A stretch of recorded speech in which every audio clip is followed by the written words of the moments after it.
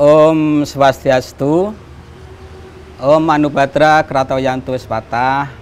Izinkan perkenalkan nama saya Sukirno Hadi Raharjo, ya. Nama panggilan Sukirno. Sehari-hari di Pura Parahyangan Jagat Guru, saya diamanatkan oleh Ketua Banjar Tangerang Selatan masuk di susunan pengurus bagian bidang pendidikan.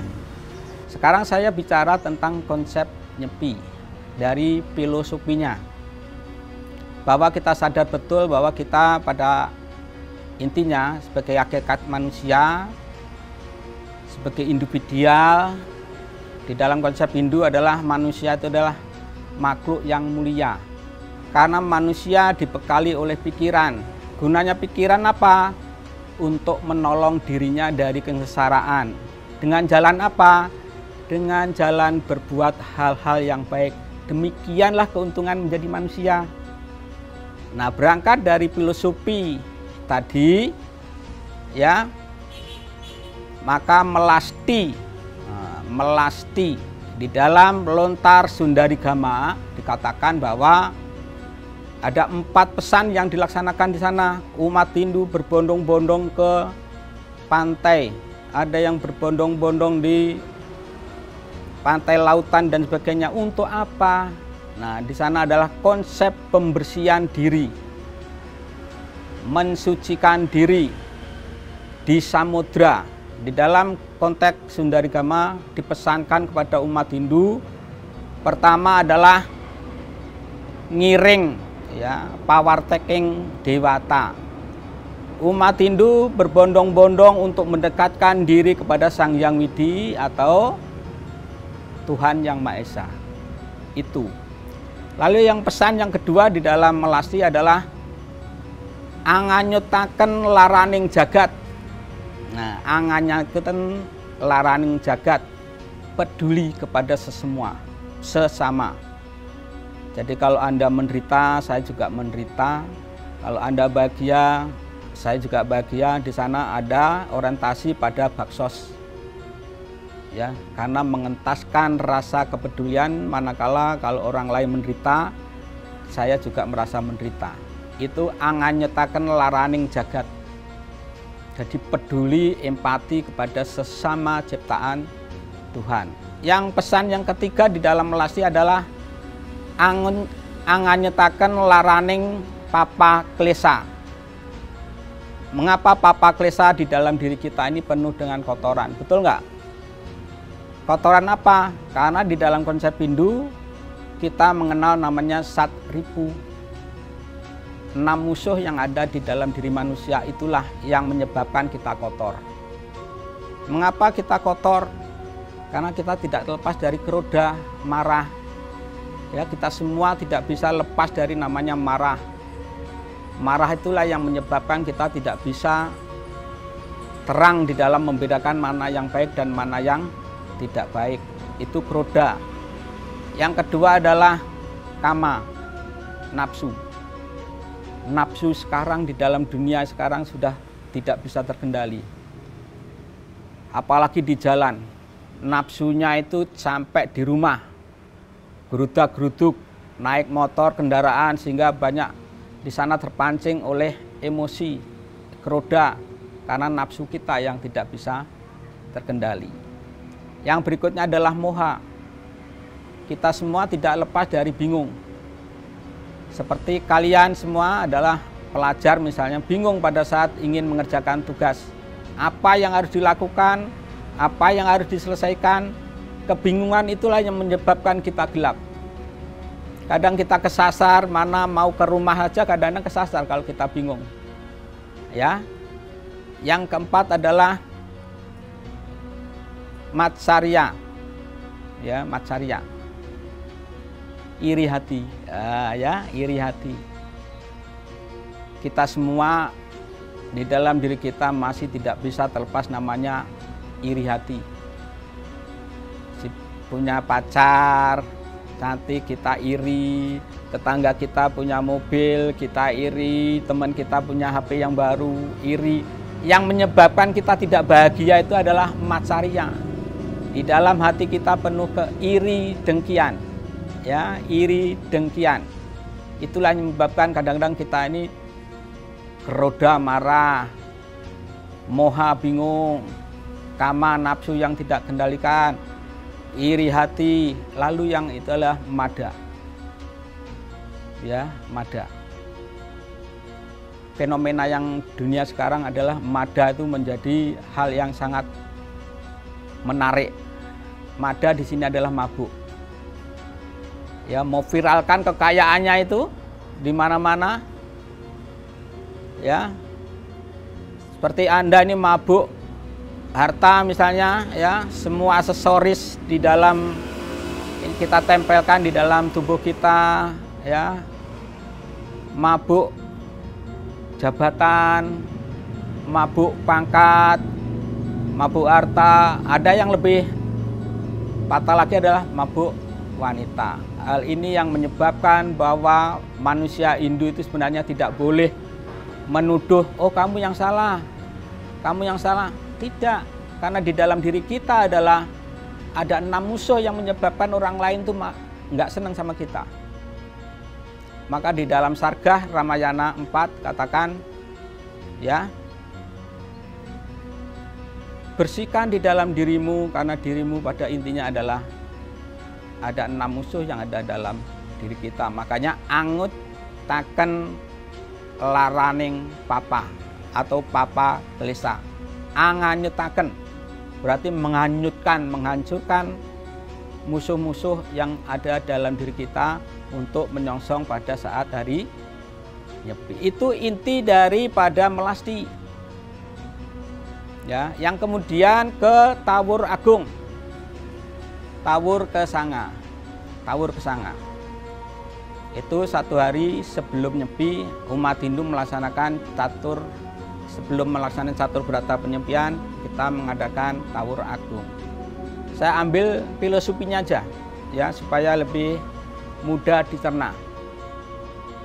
Seperti halnya di lontar Sang Hyang Aji Swamandala dikatakan, hendaknya manusia berbuat untuk kesejahteraan makhluk. Lalu korelasinya dengan Tawur Agung apa, Pak? Korelasinya adalah harmoni dengan alam. Wujudnya apa, Pak? Kalau saudara-saudara kita sering pada saat Tawur Agung itu ada pawai ogoh-ogoh dengan segala bentuk ornamen yang sangat menarik, dan ornamen itu ada wujud raksasa dan sebagainya. Itu menyimbolkan bahwa sifat yang jahat itu diwujudkan dalam ogoh-ogoh. Untuk menghancurkan sifat-sifat itu disimbolkan dengan gambar-gambar yang seram. Ada yang rahwana dan ada pokoknya wajah-wajah yang buruk-buruk lah. Itu mencerminkan diri kita sebenarnya, ya. Lalu dibakar. Mengapa dibakar? Ya kalau nggak dibakar, nanti sifat-sifat yang demikian itu tidak pernah hilang. Ya. Lalu di dalam konteks di Sarasmensaya Sloka 135 dikatakan bahwa hendaknya, ya, hendaknya berusahalah untuk membuat kesejahteraan makhluk hidup. Jangan lagi membuat kesedihan buat makhluk hidup. Jelas di sana, di dalam konsep itu, ya.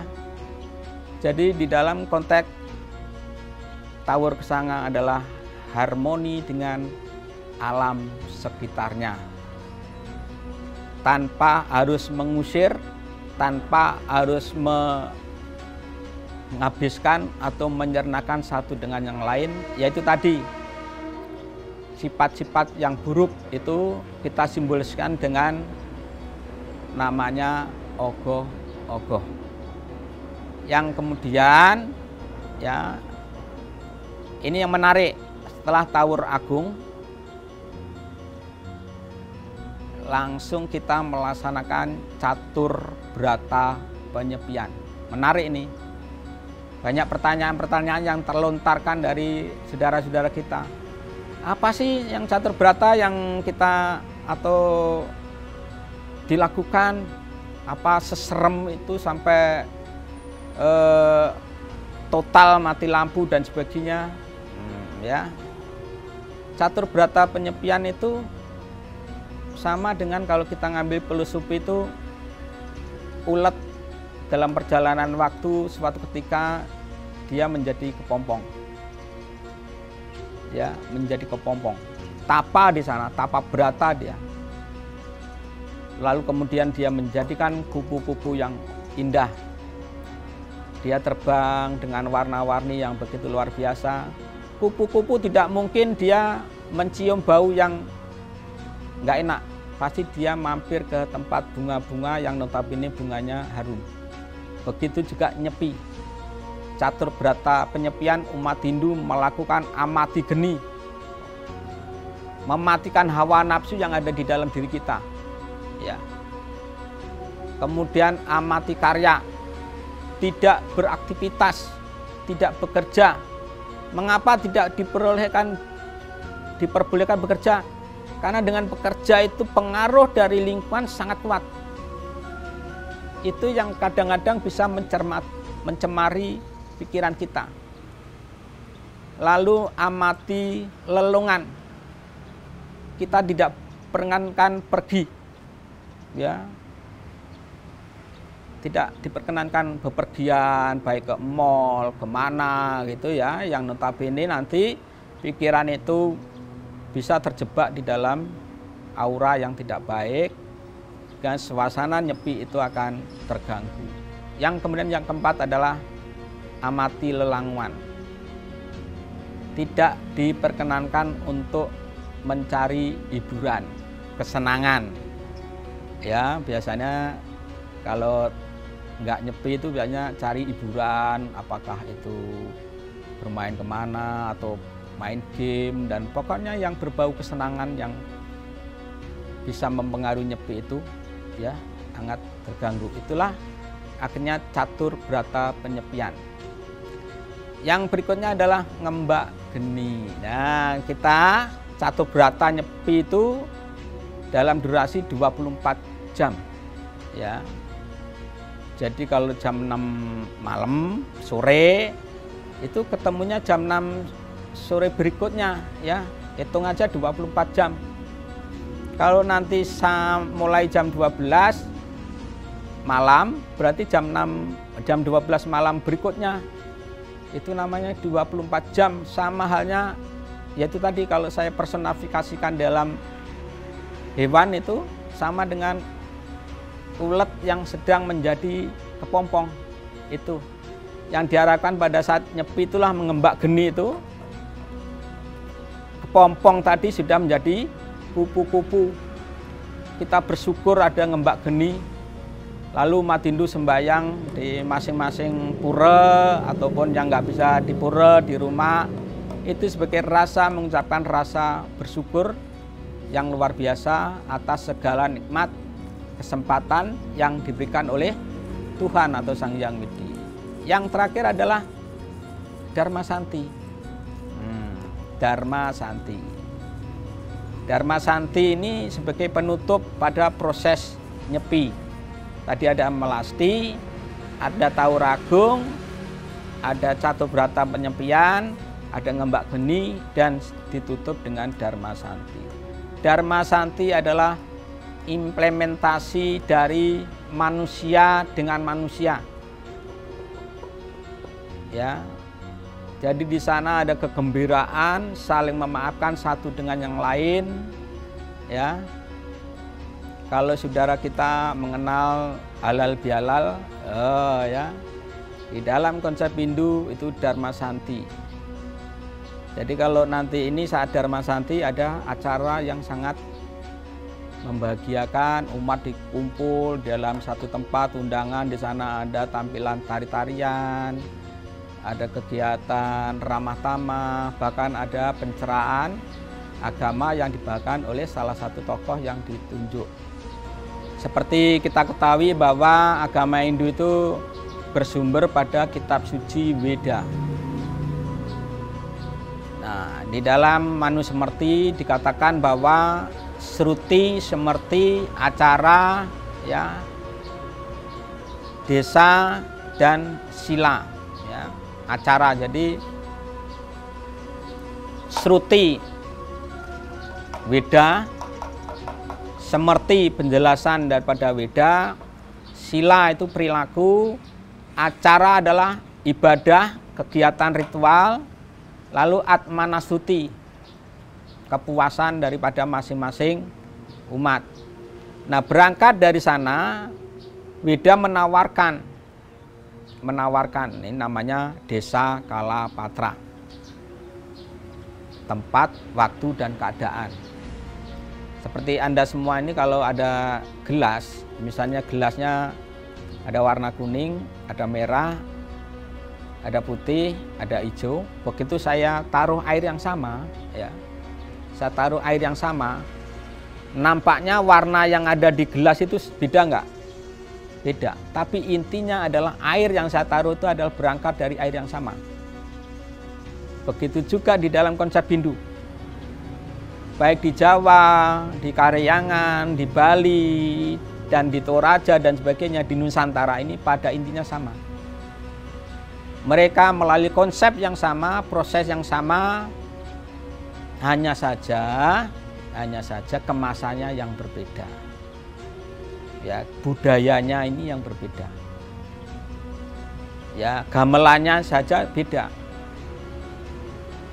Di Jawa gamelan Jawa, di Bali gamelan di Bali, sesuai dengan Desa Kalapatranya. Jadi yang membedakan hanya bungkusnya, intinya sama dengan yang tadi saya ibaratkan gelas yang berbeda warnanya, tapi begitu kita masukkan air yang sama, kelihatan dari luar loh ya, kelihatan dari luar tuh beda loh, tapi di dalam isinya tadi sama-sama air loh. Itulah Hindu. Jadi tidak ada namanya menyeragamkan sesuatu hal yang kadang tidak diterima oleh kearifan lokal, tidak. Jadi orang Hindu dimanapun berada selalu menempatkan kearifan lokal itu yang menjadi implementasinya. Jadi misalnya saya Jawa, ya, iya saya Jawa merayakan Nyepi, tapi pelaksananya sama, rentetannya tadi prosesnya sama. Tapi kemasannya kadang-kadang yang membedakan. Itu ya. Jadi Hindu Nusantara itu berdasarkan kearifan lokal di mana Hindu itu berada. Kalau di Bali tentu yang terasa budaya Bali. Kalau di Jawa yang sangat kental adalah budaya Jawa. Demikian juga yang lain. Tema pada hari Nyepi ini ya tahun Baru Saka 945 melalui Dharma agama dan Dharma negara kita sukseskan pesta demokrasi. Nah, mengapa pesta demokrasi kita angkat? Seperti kita ketahui bahwa Hindu ada berkewajiban di satu sisi sebagai Dharma agama. Dharma agama kita belajar agama kita ya. Lalu diimplementasikan pada Dharma negara. Dharma negara itu adalah tugas dan kewajiban kita sebagai warga negara Indonesia ya untuk berkomitmen ya, ikut bertanggung jawab, ikut berpartisipasi dalam kehidupan bernegara ini agar apa yang menjadi tujuan negara kita bisa tercapai. Umat Hindu dikenalkan dengan catur guru. 4 guru yang patut dihormati. Salah satunya adalah Guru Wisesa, yaitu patuh taat kepada negara, pemerintahan. Jadi dengan Guru Wisesa itulah ya Dharma negara sebagai umat Hindu itu sangat dijunjung tinggi, komitmen untuk mengabdi, taat, patuh kepada negara. Kalau kita melanggar itu kita ini kadang-kadang bertanya di dalam diri kita, sudah layakkah saya sebagai guru wisesa? Implementasi pada guru wisesa, misalnya di dalam berlalu lintas di kendaraan waktu lampu merah, kita neroboskah lampu merah itu, berarti kita kembali. Sudahkah kita mengamalkan guru wisesa, patuh dan taat kepada negara? Nah, itulah yang menjadi sumber daripada umat Hindu sangat mematuhi dan sangat menghormati yang namanya Dharma Negara. Saya mengucapkan selamat Hari Raya Nyepi Tahun Baru Saka 1945. Momen Nyepi ini kita jadikan manusia yang kuat, tangguh, selalu berpegang pada ajaran Weda. Kemudian jadikan hidup ini untuk guyup, rukun, dan damai selalu. Tuh ya. Hidup tanpa rukun, tanpa damai, esensi agama itu akan dipertanyakan.